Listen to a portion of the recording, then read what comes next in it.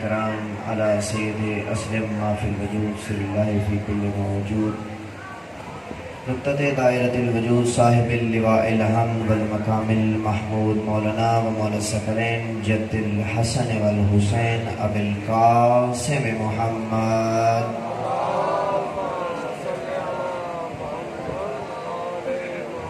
وعلى أهل بيت الطيبين الطاهرين المعصومين المظلومين ولعنة الله على أعدائهم من يومنا هذا إلى قيام يوم الدين. اما بعد فقد قال حق سبحانه وتعالى في كتاب المجيد وفرقان الحميد وقوله الحق بسم الله الرحمن الرحيم والفجر وليال عشر والشفع والوتر. صلوات مل کے آواز بلند پڑھیے گا.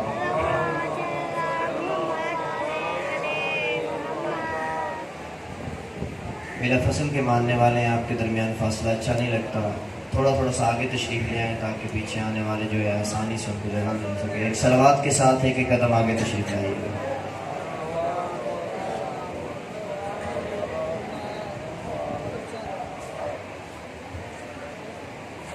چودہ سو 41 ہجری 4 محرم الحرام صفحہ اعضاء پہ تشریف لے آئے ذکر سید الشہداء کے لیے. سب سے پہلے دعا کے لیے ہاتھ بلند کریں گے. پروردگارہ بار الہا تیری بارگاہ میں دست دعا بلند کرتے ہیں. پروردگارہ تو رحمان و رحیم ہے. اس کائنات میں جہاں کہیں بھی تیرے رسول کے نواسے کا ذکر شروع ہوا ہے، پروردگارہ ہر صفحہ اعضاء کو ہر مومن کو اپنے حفظ و امان میں رکھ. ذرا آمین اونچی آواز سے کہیں. پروردگارہ تیری بارگاہ میں دست دعا بلند کرتے ہیں. حاضرین مجلس، بانیان مجلس، جو لوگ ڈیوٹی دے رہے ہیں، آئی ایس او کے نوجوان، تمام حاضرین کو مومنین کو اپنی حفظ و امان میں رکھ. پروردگارہ حاضرین کی جو بھی نیک شرعی حاجات ہیں ان کو پورا فرما. حاضرین کے ہر قدم کو عبادت میں شمار فرما.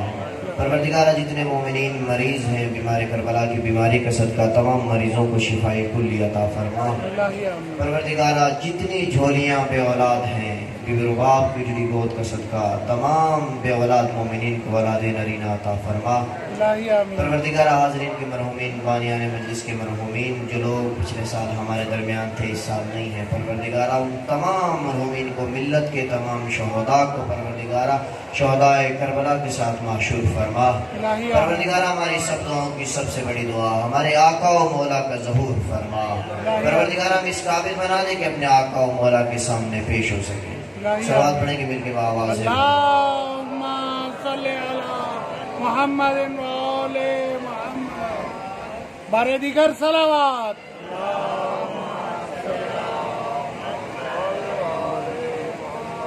دیکھیے اپنے آپ کو کم نہ سمجھیے، صلوات کا پڑھنا عظیم عبادت ہے. مل جل کے آواز بلند صلوات پڑھیے.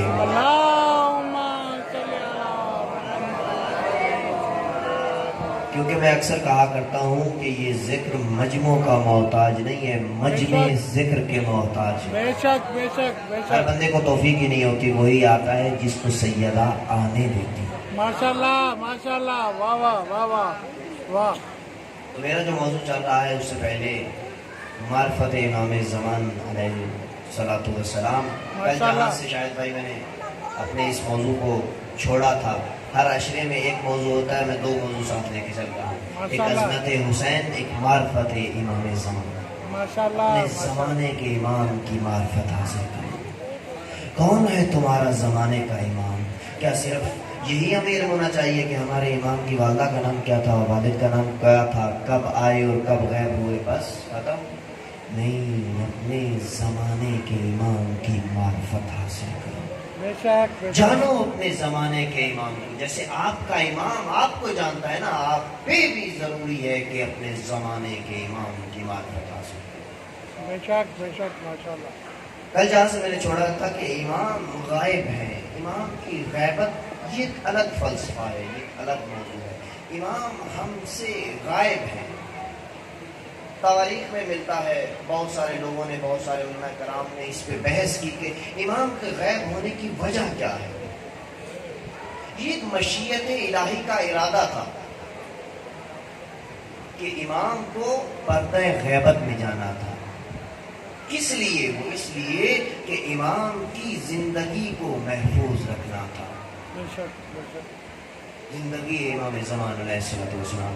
دیکھیے امام کے پاس امر خدا موجود ہے، معجزات موجود ہیں، لیکن اگر امام ہر کام معجزے سے کرے تو نظم خدا میں جو ہے وہ ہلچل پیدا ہوتی ہے. امام کہتے ہی اسے ہیں جو خدا کی مشیت کے تابع ہو. بے شک بے شک بے شک بے شک. اب لوگوں کے علم میں ہوگا کہ امام جعفر صادق علیہ السلام کے دور سے آل محمد امام کے دور سے لوگ یہی خیال کر رہے تھے کہ یہ قائم ہیں، یہ جو ہے قیام کریں گے.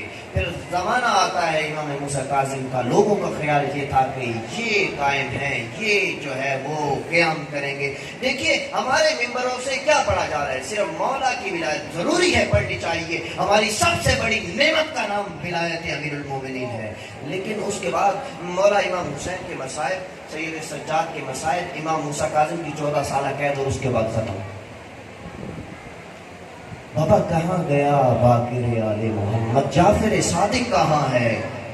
امام علی رضا کا ذکر کہاں گیا؟ امام علی تقی، امام جواد، امام ہادی، امام حسن عسکری، امام زمان، کس نے پڑھنا ہے ان کو؟ خدا کی قسم آپ تاریخ پڑھ کے دیکھیں، میں نے اپنی ان آنکھوں سے تاریخ کا مطالعہ کیا ہے. امام جعفر صادق کے دور سے لے کر امام حسن عسکری علیہ السلام کا دور ائمہ پہ اتنا سخت دور گزرا ہے جو پچھلے ائمہ پہ نہیں تھا. امام سجاد علیہ السلام کو آزادی تھی، امام حسین کو آزادی تھی، امام حسن آرام سے حدیث بیان کر سکتے تھے، جو مسئلہ شریف پوچھا جاتا تھا پوچھ لیتے تھے. لیکن جیسے ہی دور ختم ہو رہا ہے امام موسیٰ کاظم کی قید کے بعد، امام علی رضا پہ نظر بند کی سزا آ جاتی ہے، نظر بند کر دیا جاتا ہے. امام تقی کو قید کیا جاتا ہے، امام علی نقی نظر بند ہیں. کیوں؟ وجہ کیا ہے؟ یہ لوگ پریشان ہو رہے ہیں. عباسی حکومت جو ہے وہ پریشان ہے کہ ہمارے ہاتھ سے چلی نہ جائے یہ حکومت. ان کو پتا ہے، حدیثیں انہوں نے پڑھ رکھی ہیں کہ قائم نے آنا ہے، اس نے قیام کرنا ہے، اس نے ظہور کرنا ہے. اب یہ لوگ اس کوشش میں ہیں کہیں یہ علی رضا تو نہیں، اس کو بند رکھو، اس کو قید میں رکھو، لوگوں سے ملاقات نہ ہو پائے. یہ اماموں نے بڑی مشکل سے، بڑی سختی سے، کبھی وقت ملا تو میں پیش کروں گا. آپ کے امام تقی علیہ السلام اتنے مظلوم امام ہیں کہ ایک مسئلہ شرعی بتانے کی وجہ سے میرے مولا کو زہر دیا. ہم ذکر ہی نہیں کرتے کہ قائم کو جو ہے کسی طرح روکا جا سکے. امام حسن عسکری علیہ السلام تک کو نظر بند رکھا گیا کہ ظہور نہ ہونے پائے. لیکن مشیت خدا، مشیت الہی کا ارادہ، وہ خدا قادر ہے، علی کل شیء قدیر ہے. کہ فرعون کو پتا تھا کہ ایک موسیٰ آئے گا میری سلطنت کا تخت الٹ دے گا، لیکن اس نے کوشش کر لی، شکموں میں ماؤں کے بچوں کو مروا دیا. لیکن پروردگار کو تو دیکھیے، اس نے فرعون کی گود میں موسیٰ کو پروان چڑھایا. واہ واہ واہ، ماشاء اللہ ماشاء اللہ. موسیٰ پروان چڑھ رہے ہیں فرعون کے دربار میں. تو امام زمانہ جو حضرت موسیٰ کے کلیم اللہ ہونے کا وارث ہے، حضرت موسیٰ کے کلیم اللہ ہونے کو بچانے والا ہے، تو اس کی حفاظت اس لیے پردہ غیبت میں چلے گئے. آپ میں سے بعض لوگ ہو کے آئے ہوں گے، دیکھا ہوگا سرداب مقدس کو سامرہ میں، جہاں پہ امام زمانہ کی غیبت ہوئی ہے. کہ میرے استاد نے مجھے بتایا تو میں عالم حیرت میں چلا گیا کہ آج سے 100 سال پہلے تک وہاں پر دوسرے مکتبہ فکر کی حکومت رہی ہے، جہاں پہ سرداب کی سیڑھیاں شروع ہو رہی ہیں. شاید بھائی سرداب مقدس کی سیڑھیاں آج سے 100 سال پہلے تک وہاں پر ایک بندہ گھوڑا اور تلوار لے کے موجود رہتا تھا حکومت کی طرف سے کہ کب ان کا امام ظہور کرے اور میں ان کو قتل کروں. اور کتنے ڈرتے ہیں یہ لوگ میرے وقت کے امام سے. انہوں نے ہر کوشش کی ہے، پھر آہستہ آہستہ وہ نظام ختم ہو گیا. میرے امام غیبت میں ہیں. دیکھیے ختمی مرتبت کی ایک حدیث ہے کہ میری امت میں سب سے افضل عبادت جو عبادتوں میں سے ہے وہ انتظار فرج ہے. امام زمانہ کے ظہور کا انتظار سب عبادتوں سے افضل ہے. کیوں کہا گیا؟ انتظار تو ایک کیفیت کا نام ہے نا. کسی نے آنا ہو آپ اس کا انتظار کر رہے ہو، یہ ایک کیفیت کا نام ہے، لیکن یہ عام انتظار نہیں ہے، یہ ہمارے معاشرے کا انتظار نہیں ہے، یہ انتظار ایک عملی انتظار ہے۔ واہ واہ واہ واہ۔ میں نے اپنے نوجوان دوستوں کو اس اشرے میں بیدار کر کے جانا ہے۔ کاش ایک نوجوان بھی میرے امام کی طرف راغب ہو گیا تو مجھے میرے امام سے اجر مل جائے گا۔ دیکھیے انتظار، شاید بھائی توجہ کریں گے نوجوان، میں نے محنت کی ہے، میں نے خون جگر لگایا ہے اس پہ کہ انتظار کی دو روشیں بتائیں گے۔ فارسی زبان میں انتظار دو قسم کا ہے، ایک انتظار ہے سازندے، ایک انتظار ہے ویران گر۔ سازندے کسے کہتے ہیں؟ سازندی زمینہ سازی، ویران گر ویران کرنے والا۔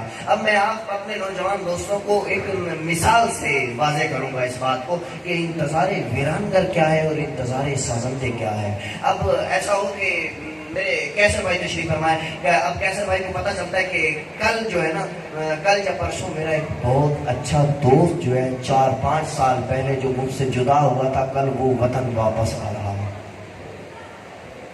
اب کیسر بھائی کیا کریں گے؟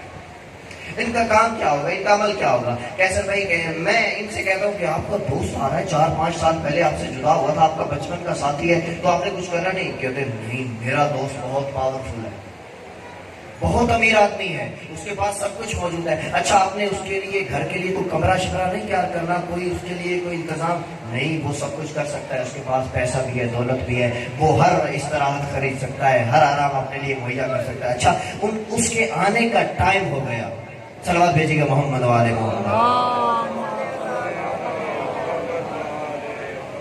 اللہ بھائی انتظار کی صورتیں بتا رہا ہوں، دو قسم کا انتظار ہے، انتظار کیفیت کا نام بھی ہے، اور جو ہم انتظار کر رہے ہیں یہ عمل ہے۔ رسول خدا کی حدیث ہے کہ عبادتوں میں سے افضل عبادت انتظار فرج ہے۔ اب دیکھیے اس دوست کے، میرے بھائی کے دوست کے آنے کا ٹائم ہو گیا، میں کہتا ہوں جائیے اس کو ایئرپورٹ سے، بس اسٹاپ سے جا کے لے کے آئیے۔ یہ کہتے ہیں نہیں، اس کے پاس گاڑی موٹر سب کچھ ہے، اس کے پاس پیسہ بھی ہے، وہ خود چل کے آ جائے گا۔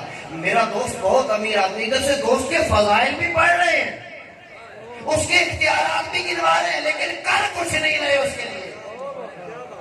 میرا سلام ہے جو پہنچ گئے۔ یہ تھا انتظار ویران گر، یہ ایک جگہ پہ بیٹھ گئے ہیں۔ لیکن انتظار سازندے کیا ہے، زمینہ سازی کیا ہے؟ جیسے ہی میرے بھائی کو علم ہوتا ہے کہ میرا 5 سال پہلے والا دوست آئے، ہلچل مچ جاتی ہے، گھر میں کہتے ہیں صفائیاں کر دو، نئے بستر لگا دو، میرے دوست کو یہ کھانا پسند ہے، یہ کھانا ہونا چاہیے تیار، میرے دوست کو یہ پھل پسند ہے، یہ تیار ہونا چاہیے، میرا دوست نماز شب کا پابند ہے، مصلی بچھاؤ، تسبیح سجدگار رکھ دو، میرا دوست یہ کرتا ہے، میرا دوست یہ کرتا ہے۔ اب جب وہ آنے لگے گا، یہ انتظام کریں گے کوئی اچھی سی گاڑی لے کے جاؤں، ان کا استقبال کرو، ان کو لے کے آؤں۔ اسے کہتے ہیں زمینہ سازی۔ جبکہ ان کا دوست بہت امیر ہے، اختیارات ہیں، سب کچھ موجود ہے، لیکن یہ اپنی طرف سے ان کے لیے بھرپور کوشش کر رہے ہیں اپنی حیثیت کے مطابق۔ تو ہمیں جو ہمارے امام ہم سے انتظار کی توقع رکھتے ہیں، اس میں کوئی شبہ نہیں، میرے امام کے پاس امر الہی کی طاقت ہے، میرے امام کے پاس معجزات ہیں، سب کچھ ہے۔ اب میں کیا انتظار میں بیٹھ جاؤں کہ میرا امام آئے گا، معجزے سے سب کچھ تبدیل کر دے گا، لیکن میرا کام صرف امام کے لیے دعا کرنا ہے اور گھر میں بیٹھا رہوں ہاتھ پہ ہاتھ کر کے؟ نہیں، یہ انتظار ویران گر ہے۔ میرے امام کو کون سا انتظار چاہیے؟ زمینہ سازی چاہیے۔ امام معجزے سے سب کچھ کر سکتے ہیں، لیکن جب وہ آئیں گے تو میرے امام کو اپنی قوم کی اصلاح کے لیے وقت نہ لگانا پڑے، اپنی قوم کو تیار کر کے دوسرے قوموں کی طرف بھیجیں۔ امام کے ناصر بننا ہے تو آپ کو حقیقی منتظر بننا ہوگا۔ صلوات بھیجیں گے محمد والے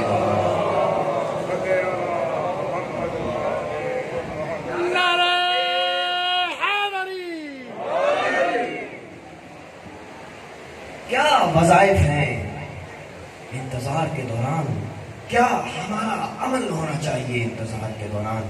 انشاءاللہ آگے چل کے میں آہستہ آہستہ بیان کرتا چلوں گا کہ ہمارے وظائف کیا ہیں۔ امام کی غیبت میں کیسا ہونا چاہیے؟ صرف یہ مردوں پہ نہیں ہے، خواتین بھی منتظرین امام زمانہ میں شامل ہیں، ان کے بھی وظائف ہیں۔ ہمیں ایسا بننا ہے جیسے ہمارے امام چاہتے ہیں۔ کیسا چاہتے ہیں ہمیں ہمارے امام؟ آپ میں سے کس کے دل کی تمنا نہیں ہے کہ مجھے میرے امام کی زیارت ہو جائے؟ ہر دل کی خواہش ہے۔ جب سے ہوش سنبھالی ہے اس دل نے اپنے وقت کے امام کا نام سنا ہے، ہر مجمع میں تلاش کرتا ہوں کاش یہی مجھے میرا مولا نظر آ جائے۔ میں کربلا گیا، میں دیکھتا پھرتا رہا، کہیں میرے مولا ہوں گے، کہیں کسی جالی میں ہاتھ ڈال کے جد کی زیارت کر رہے ہوں گے۔ کبھی ڈھونڈا ہے ہم نے کہاں ہے میرے مولا؟ ایک عالم دین نے ایک عمل کیا، اس نے عمل کرنے کے بعد وہ خواب میں زیارت ہوتی ہے امام کی۔ کیا چاہتے ہو؟ امام، مولا، آقا، میں چاہتا ہوں میں روبرو آپ کی زیارت کر سکوں۔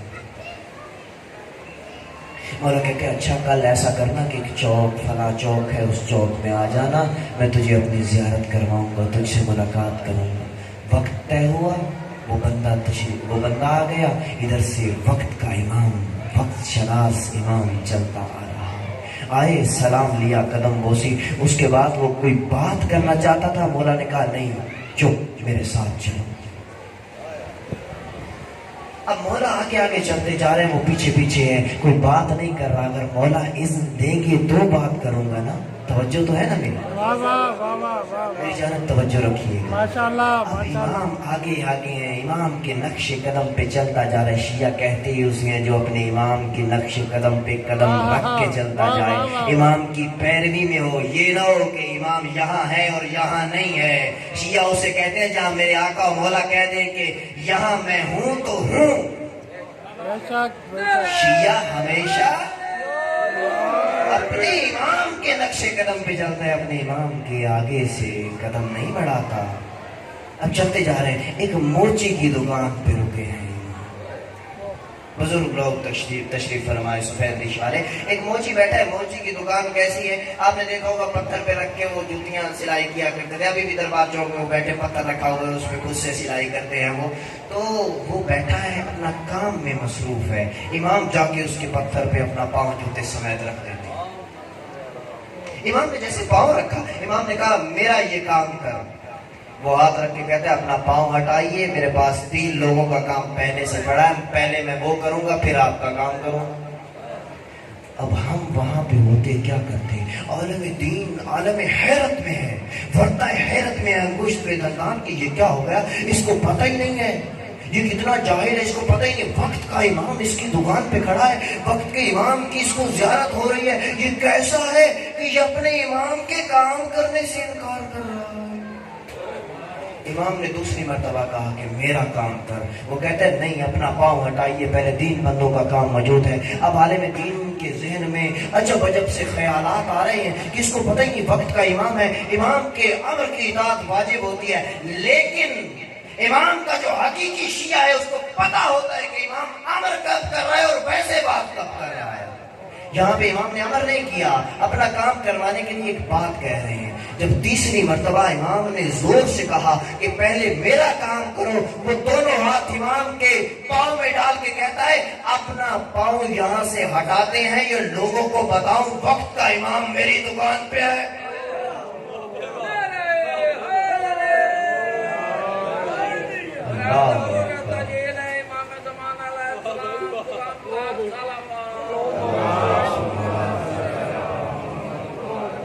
اپنی طرف سے نہیں پڑھ رہا، میں نے تاریخ میں یہ نہ پڑھا ہوتا تو میں کبھی یہ واقعہ نہ پڑھتا۔ وہ کہتا ہے کہ پاؤں ہٹاتے ہیں جو لوگوں کو بتاؤں کہ وقت کا امام میری دکان پہ کھڑا ہے۔ عجب منظر ہو گیا کہ یہ کیا ہو گیا۔ مولا اس کی طرف، عالم کی طرف دیکھ کے کہتے ہیں دیکھو اس موچی جیسے ہو جاؤ، تمہیں عمل کرنے کی ضرورت نہیں ہوگی کہ فلاں تسبیح پڑھو کہ مولا کی زیارت ہوگی، فلاں نماز پڑھو مولا کی زیارت ہوگی، اس جیسے ہو جاؤ، تمہیں ضرورت نہیں پڑے گی، روز تمہارا امام تمہاری زیارت کو آئے گا۔ کیا عمل کیا ہے اس موچی نے؟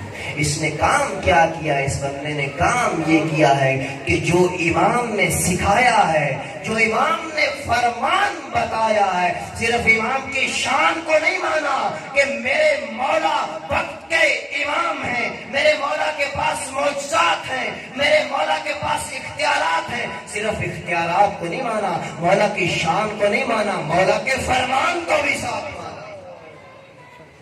کامیاب وہی بندہ ہے، حقیقی منتظر وہی ہے جو امام کی شان کے ساتھ امام کے فرمان کو بھی مانے۔ صلوات بھیجیے گا محمد والے۔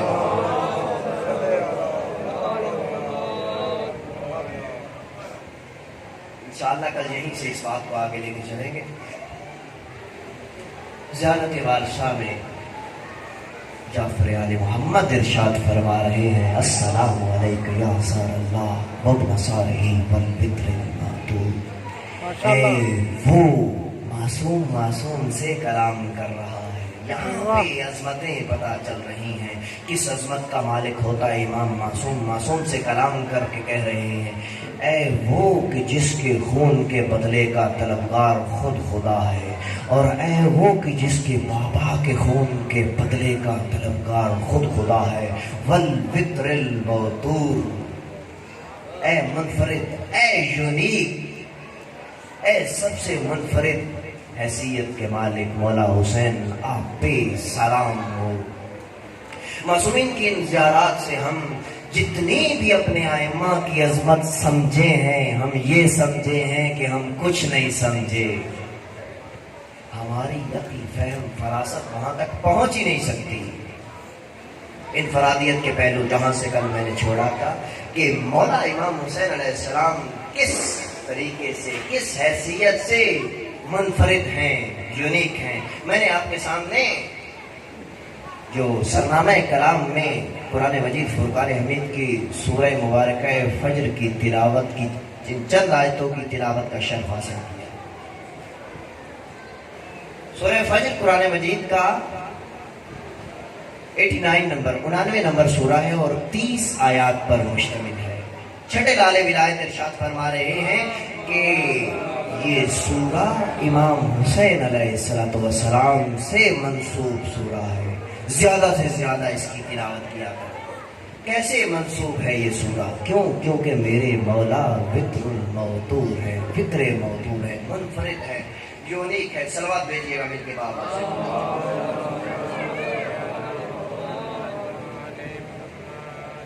امام کی طرف سے ارشاد ہو رہا ہے کثرت سے تلاوت کیا کرو۔ بسم اللہ الرحمن الرحیم، والفجر وليال عشر والشفع والوتر۔ قسم کا ذکر ہو رہا ہے اس سورہ میں، والفجر، فجر کی قسم، وليال عشر، اور 10 راتوں کی قسم،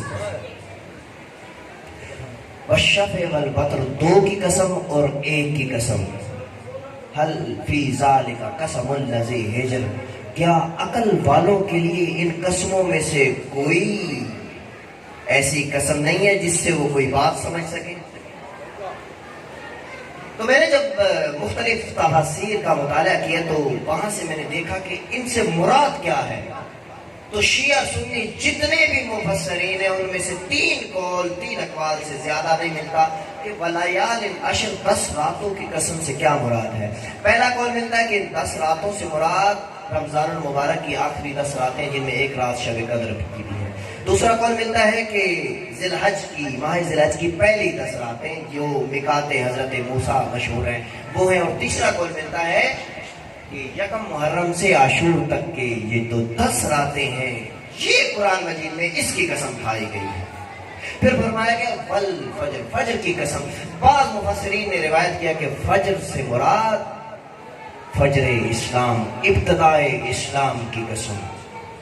ہر مفسر نے مختلف طریقے سے اس کی تفسیر کی۔ ابھی آپ کو مختلف مکتبہ فکر کی تفسیریں بتا رہا ہوں کہ والفجر کی قسم، فجر اسلام، طلوع اسلام کی قسم۔ اس کے بعد 1 اور 2، شفع والوتر، 1 اور 2 کی قسم۔ تو بتایا گیا کہ نماز شب میں 8 رکعت کے بعد جو نماز شب آتی ہے اس 2 رکعت کی قسم، اور وتر جو 1 نماز وتر آتی ہے اس کی قسم۔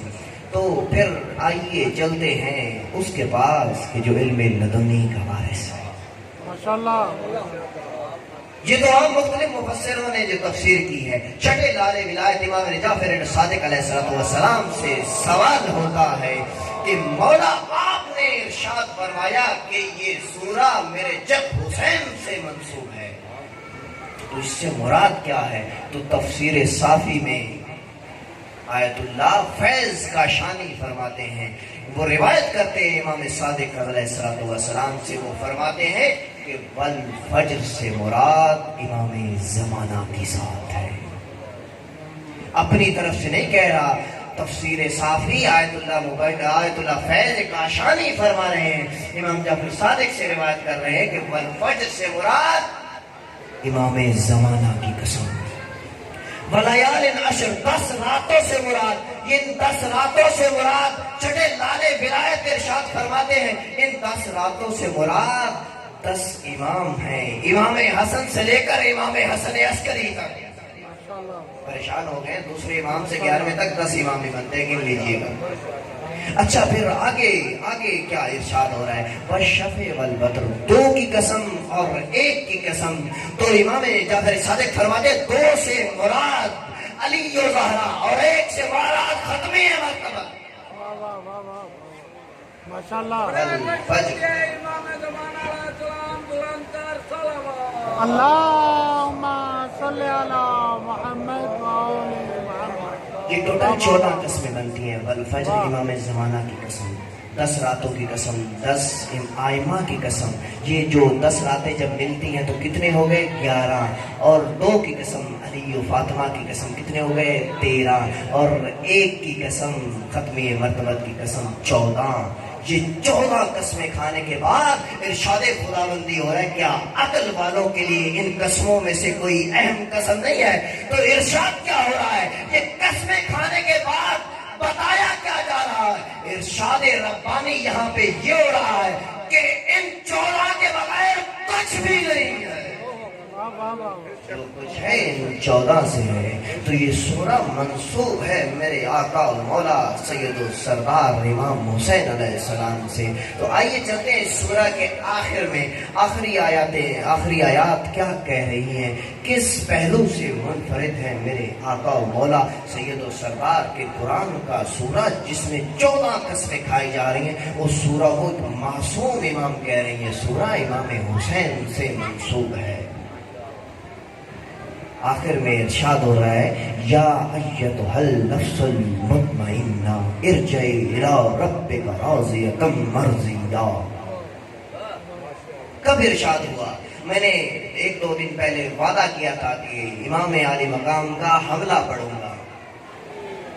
میں نے صحیفہ کربلا سے امام حسین کا آخری حملہ پڑھا ہے۔ جب آئے نا آخری وقت میں مولا، جب عسکر کی لاشیں کو تپتی ریت میں دفنانے کے بعد ابھی مصائب پہ نہیں آیا، واپس آئے نا، ایتینی بثوب عتیق، مجھے پرانے کپڑے دے دو۔ پرانے کپڑے پہن کے مولا نے جب تلوار کو ذوالفقار کو بے نیام کیا ہے علی کے شیر نے، اللہ جانے کیسے جلال کی گھڑی تھی، کیسی ہیبت تھی۔ میرے مولا نے اعلان کیا، آؤ میرے اکبر کے سینے میں برچی اتارنے والے، آؤ میرے قاسم کو اتارنے والوں۔ میرے مولا حملہ کرتے جا رہے، بڑھتے چلے جا رہے کہ لاشوں پہ لاشیں، کشتوں پہ کشتے، جب پہنچے ہیں فرات کے کنارے پہ۔ فرات کے کنارے پہ عمر ابن حجاج زبیدی کا قبضہ تھا۔ مولا اس کی طرف دیکھ کے کہتے ہیں، اے حجاج ابن زبیدی، تو نے خط لکھا تھا مجھے، تم کوفہ والے شروع سے بے وفا ہو۔ کوفہ مشہور ہے 1000 چہرے والے لوگوں کا شہر۔ مولا کہتے ہیں تم نے خط لکھا تھا کہ فصلیں پک چکی ہیں، مولا تشریف لائیے۔ 4000 کا لشکر ہے۔ جب علی کے شیر نے حملہ کیا، میمنہ کو میسرہ پہ، میسرہ کو میمنہ پہ اٹھا کے پھینکا، قلب لشکر کو چیر کے ذوالجلالہ وارد ہوا فرات میں۔ ذوالجلالہ کو فرات میں وارد کر کے صحیفہ کربلا والے لکھتے ہیں، میرے مولا نے چلوں میں پانی لیا، لے کے دکھایا فوج اشقیا کو، دیکھو اس پہ پابندی لگائی تھی، حسین تمہاری وجہ سے مجبور نہیں، حسین مشیت الہی کا مجبور ہے۔ بے شک بے شک۔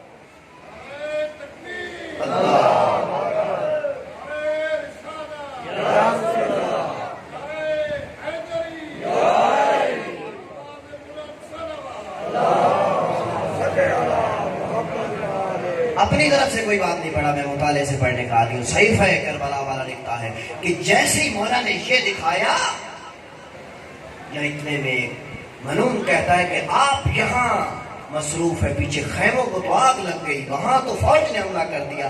مولا نے اسی پچھلے پاؤں پلٹے ہیں، ذوالجناح کو نکالا ہے فرات کے کنارے سے، واپس آئے، دیکھا خیام حسینی میں تو کچھ بھی نہیں ہوا۔ پھر جلال آیا علی کے نال کو، تو صحیفہ کربلا والا لکھتا ہے کہ امام نے جب دوبارہ حملہ کیا تو کوفے والوں کو کوفہ کی دیواریں نظر آئی، ہر ایک کا کہنا یہ تھا حسین میرے پیچھے، حسین میرے پیچھے۔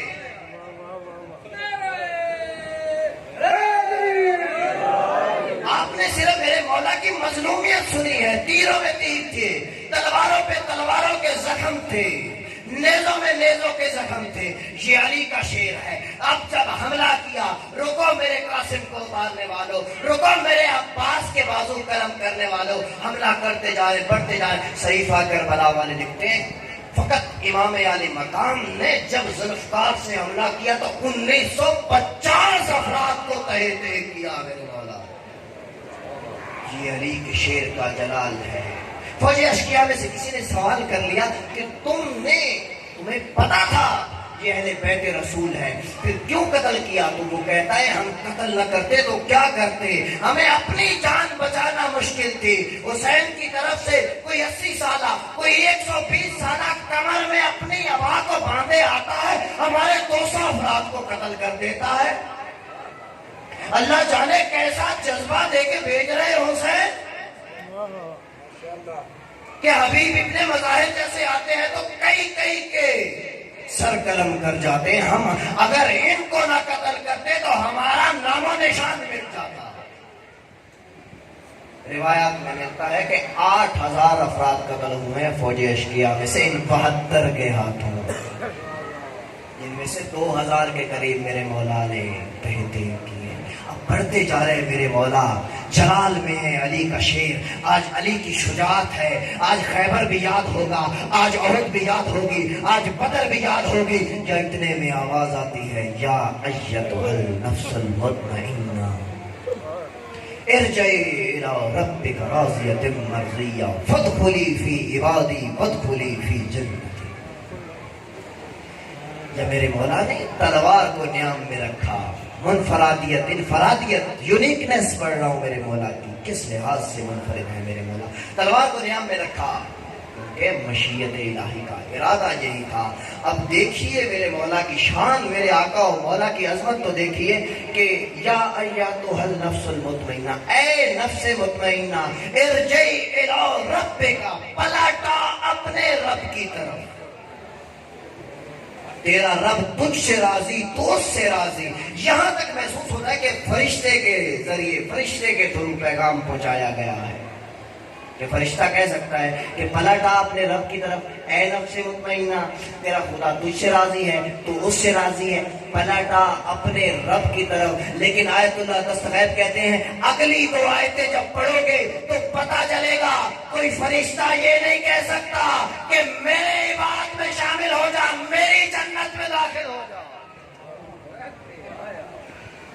یہ خود پروردگار کی آواز ہے، وَادْخُلِي فِي عِبَادِي،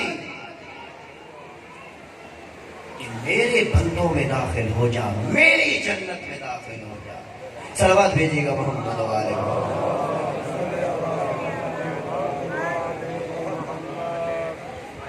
ایک مرتبہ دوبارہ صلوات کی زحمت فرمائیں۔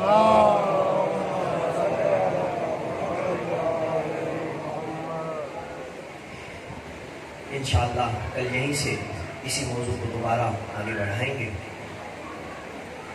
آج مجھے تھوڑی سی تفصیلاً مسائل کو پیش کرنا ہے، کیونکہ آپ نے جناب مسلم کا کوفہ میں آنا سنا ہے، لیکن ان کے ساتھ حالات و واقعات کیا ہوئے میں نے تھوڑی سی تاریخ کی اوراق بھی الٹنے ہیں، میں اپنی ذمہ داری سمجھتا ہوں۔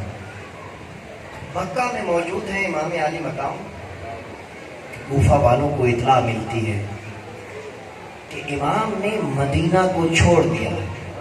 اب کوفہ سے خط آنے شروع ہوتے ہیں، ایک قاصد آتا ہے تو 1000 افراد کے دستخط ہیں، دوسرا قاصد آتا ہے اس پہ بھی اسی طرح، تیسرا قاصد، چوتھا قاصد پہ قاصد آتے جا رہے ہیں۔ کوئی کہتے ہیں مولا ہمارے ہاں حجت خدا موجود نہیں ہے، آپ وقت کے امام ہیں، آپ ہمارے پاس تشریف لے آئے۔ پھر دوبارہ خط آتا ہے، مولا فصلیں پک چکی ہیں، مولا فصلیں تیار ہیں، مولا آپ کا انتظار ہے، مولا کوفہ والوں کی تلواریں آپ کے ساتھ ہیں، کوفہ والوں کی جان آپ کے ساتھ ہے، عزت و آبرو آپ کے ساتھ ہے۔ لیکن وقت کے امام تھے، سب جانتے تھے۔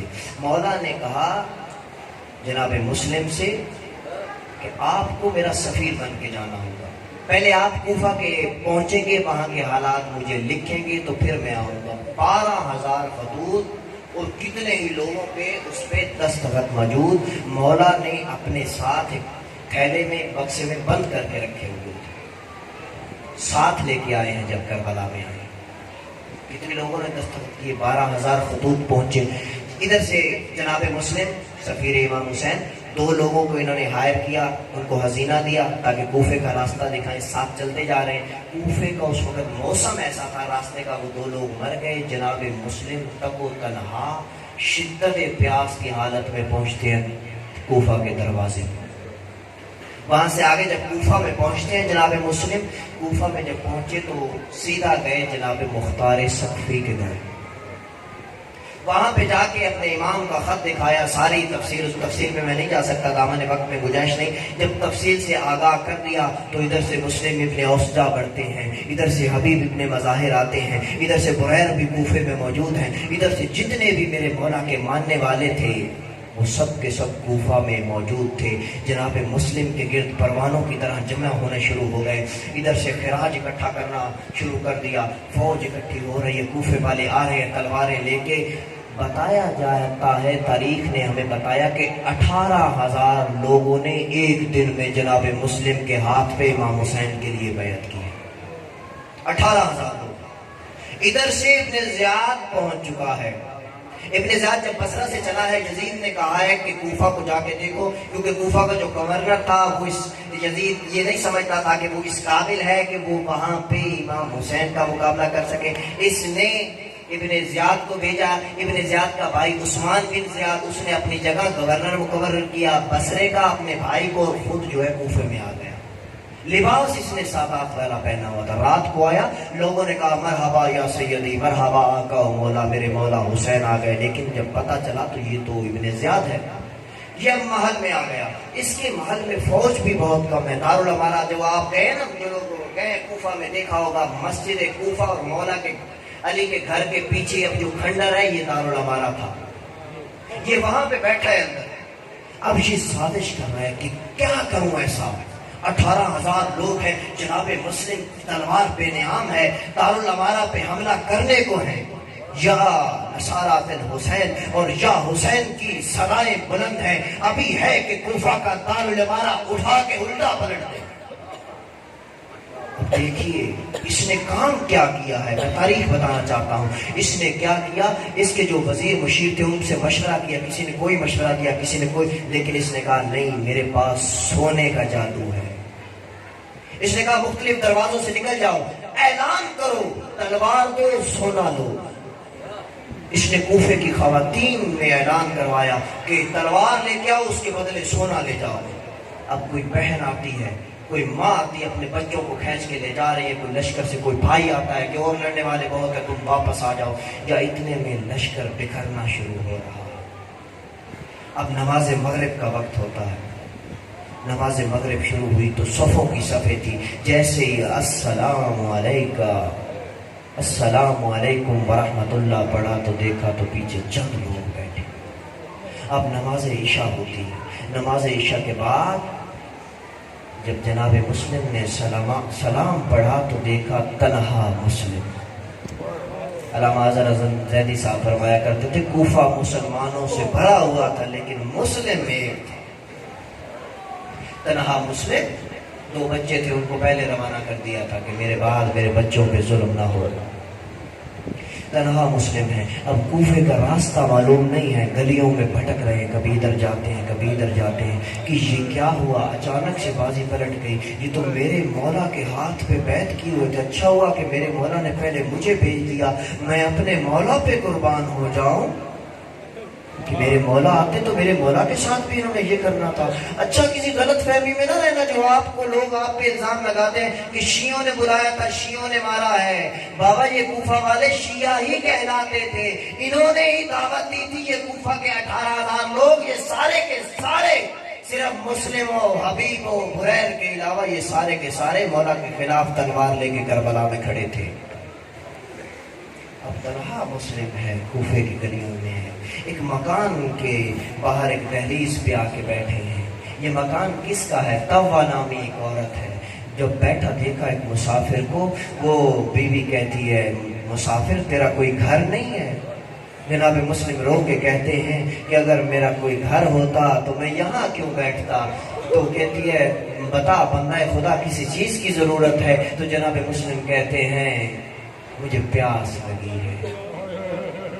وہ مائی وہ طوا وہ پانی لے کے آئی, پانی کا جام دیا. جناب مسلم نے پانی پیا, جام واپس دیا, شکر خدا بندی میں آنکھیں اوپر اٹھائی. وہ مستور کہتی ہے, وہ بیوی کہتی ہے, طوا کہتی ہے کہ اے مسافر یہ کوفہ جو امن کا شہر نہیں ہے, یہ کوفہ والے لوگ کسی کے ساتھ مخلص نہیں ہیں, انہوں نے کسی کے ساتھ وفا نہیں کی. یہ کوفہ بہت عجیب و غریب شہر ہے, اس کے حالات بہت عجیب و غریب ہیں. جاؤ میرے دروازے سے اٹھو, یہاں سے کہیں اور چلے جاؤ. جناب مسلم اس کی طرف دیکھ کے کہتے ہیں کہ جس کے لیے کوئی گھر ہی نہ ہو, کوئی ٹھکانہ ہی نہ ہو, وہ کہاں جائے. اب یہ بی بی مومنہ تھی, تڑپ گئی, کہتی ہے تم کون ہو, تم کون ہو؟ تو یہ بتاتے ہیں میں مسلم ہوں, وقت کے امام کا سفیر. یہ بی بی تڑپ جاتی ہے کہ مسلم, میرے مولا کا سفیر, میرا اتنا مقدر کہ میرے مولا کا سفیر میرے دروازے پہ بیٹھا. معافی مانگی مسلم مجھے معاف کرنا, آقا مسلم مجھے معاف کرو, اندر تشریف لائیے. جناب مسلم اندر آ جاتے ہیں. جیسے ہی اندر آئے ہیں تو بی بی نے بستر پیش کیا, لیکن مسلم نے بستر نہیں مانگا, مصلا مانگا. آئے کتنا پیار ہے اہل بیت کے خاندان کو عبادت سے, نماز سے, کہ پتہ ہے آخری شب ہے, نہ جانے کل کیا ہو جائے. مصلا مانگا, عبادت کی, کھانا پیش کیا, پانی پیا. کوئی اللہ جانے کھانا کھایا یا نہیں کھایا, 2 گھونٹ پانی کے پیے اور عبادت میں مشغول ہے. یا اتنے میں اس بی بی کا ملعون بیٹا بلال گھر میں آتا ہے. آدھی رات کا پہر ہے, بلال گھر میں آتا ہے, دروازے کو دھکا مار کے کہتا ہے, اس کی ماں کہتی ہے کہاں سے الٹے پھٹے آ رہے ہو؟ یہ کہتا ہے کہ ابن زیاد نے اعلان کیا ہے جو مسلم کی خبر دے گا اسے 2000 دینار انعام دوں گا. میں سارا دن مسلم کو ڈھونڈ کر رہا ہوں. اس لیے اس کی ماں کہتی ہے کیوں اپنی اور میری آخرت خراب کرنے پہ تلا ہے؟ تجھے پتہ ہے مسلم کون ہے؟ ہاں میں جانتا ہوں, مسلم امام حسین کا فرزند زہرا کا سفیر ہے. تو پھر کیوں 2000 دینار کی خاطر اپنی دنیا آخرت برباد کرنا چاہتا ہے؟ وہ کہتا ہے نہیں مجھے 2000 دینار لینے ہیں. اس نے دیکھا گھر کا ماحول کچھ عجیب ہے, گھر میں کسی کو محسوس کیا, دیکھا, جا کے دیکھتا ہے دروازہ کھول کے تو جناب مسلم تشریف فرما ہے. یہ پچھلے قدموں پہ دوڑتا ہے, جا کے دارالامارہ میں بتاتا ہے کہ مسلم تو میری ماں کا مہمان ہے. اب پتہ چلتا ہے کہ مسلم کہاں پہ ہیں. جناب مسلم پہلے جناب مختار کے گھر تھے, پھر ادھر سے جناب ہانی کے گھر میں منتقل ہوئے تھے. پھر جب یہ سارا واقعہ پیش آیا تو ادھر سے ہانی بن عروہ بھی جناب مسلم کے ساتھ ہی شہید ہوئے ہیں. ادھر جناب مسلم کا مزار ہے مسجد کوفہ میں, ادھر ہانی بن عروہ کا ہے. تو پھر اب اس بی بی کے گھر میں ابن زیاد نے 1500 فوجیوں کا ایک دستہ تیار کیا, جاؤ مسلم کو گرفتار کر کے لاؤ. یہ لوگ بڑے ہیں, آئے ہیں آگے. انہوں نے جناب مسلم نے گھوڑوں کے ٹاپوں کی آواز سنی, صبح کا وقت ہے. جیسے ہی آواز سنی جناب مسلم نے انا للہ و انا الیہ راجعون پڑھ کے تلوار کو بے نیام کیا, باہر قدم بڑھانا چاہا. یہ بی بی ہاتھ جوڑ کے کہتی ہے مسلم باہر نہ جائیے, میں اپنے مولا کو کیا منہ دکھاؤں گی, گھر رہ کے جنگ کیجیے, آپ اچھی طرح سے جنگ کر سکیں گے. مسلم کہتی ہے میرے رگوں میں ہاشمی خون ہے, مجھ سے برداشت نہیں ہوگا. میری زندگی میں کسی مومنہ خاتون کے گھر کوئی فوجی قدم رکھے. میں کہتا ہوں مسلم آپ کا نصیب اچھا, آپ کا مقدر اچھا کہ کوفہ میں ہی دنیا سے چلے گئے. شاب غریبہ آئے میرا مولا سید سجاد,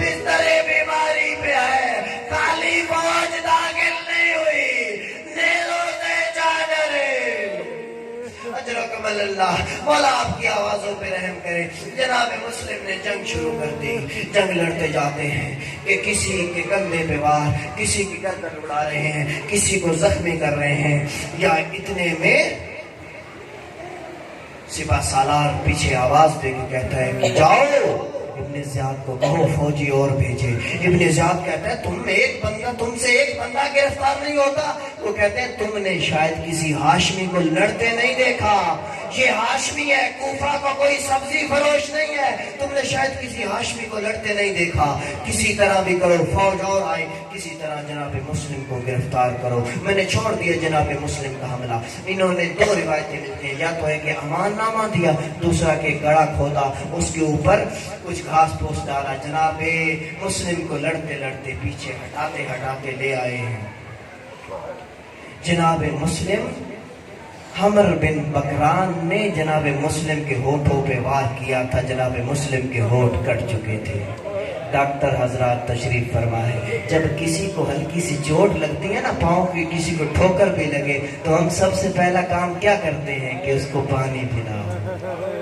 جب کسی کو چوٹ لگتی ہے تو اس کی پیاس کی شدت میں اضافہ ہو جاتا ہے۔ اب ہونٹ کٹ چکا ہے، ایک تحلیل پیش کی گئی، ایک تجزیہ پیش کیا گیا کہ سب سے مظلوم کون ہے کائنات میں، تو کسی نے جناب مسلم کا نام لکھ دیا۔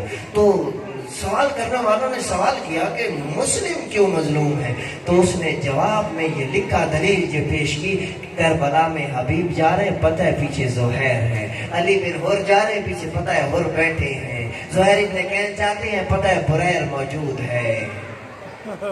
لیکن جناب مسلم ادھر سے حملہ بھی کرتے ہیں، کبھی دائیں دیکھتے ہیں، کبھی بائیں دیکھتے ہیں۔ اے اکبر، اے قاسم، آج کاش تم میرے ساتھ ہوتے، میں ان کو بتاتا کہ ہاشمیوں کی طاقت کیا ہے۔ انہوں نے گرفتار کیا جناب مسلم کو، امان نامہ دیا تھا نا، تو پھر گرفتاری کس چیز کی؟ انہوں نے کسی چیز کا لحاظ نہیں رکھا، گرفتار کیا، لے آئے ہیں دربار میں، کوفہ کے دارالامارہ میں داخل ہو رہے ہیں دروازے سے۔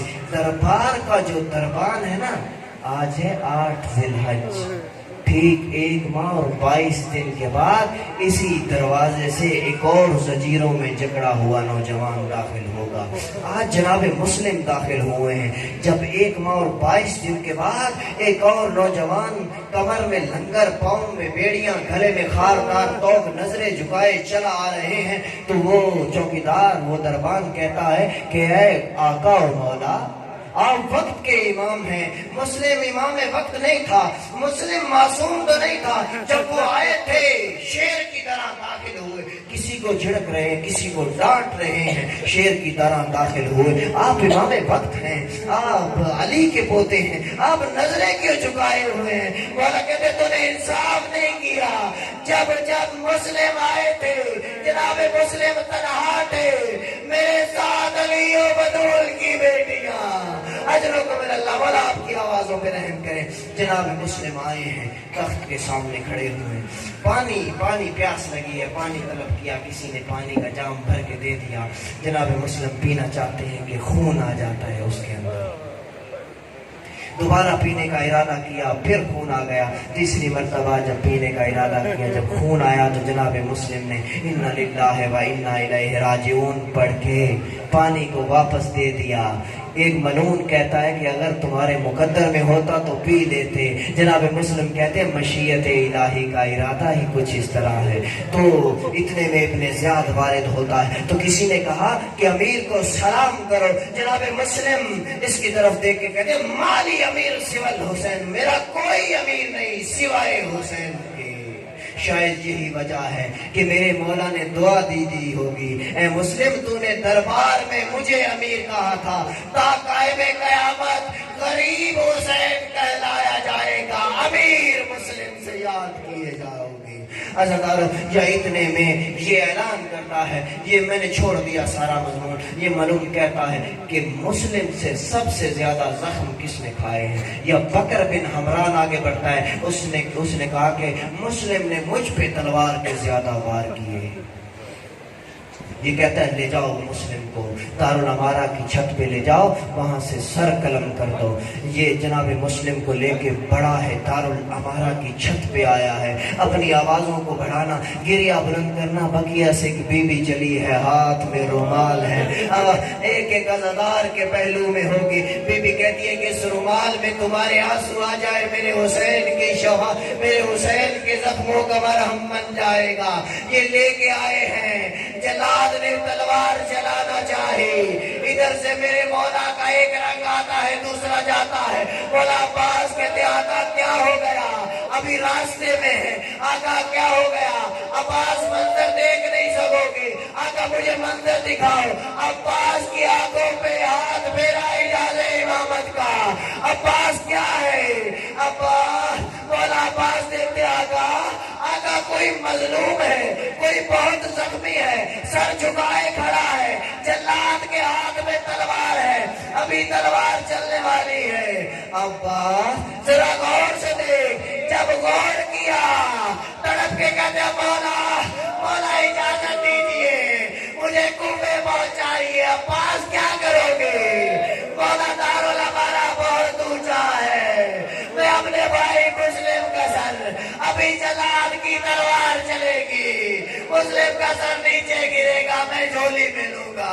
مسلم عباس مسلم کو لاوارث نہ سمجھ، ذرا نیچے دیکھ۔ اب نیچے دیکھا کیا منظر تھا، کوئی کالے برقعے والی بی بی ہے، ہاتھ پہلو میں رکھے ہیں، آواز دے رہی آجا میرے بچے کے سفیر، آجا میرے مسلم، میں بقیہ سے لینے آ گئی۔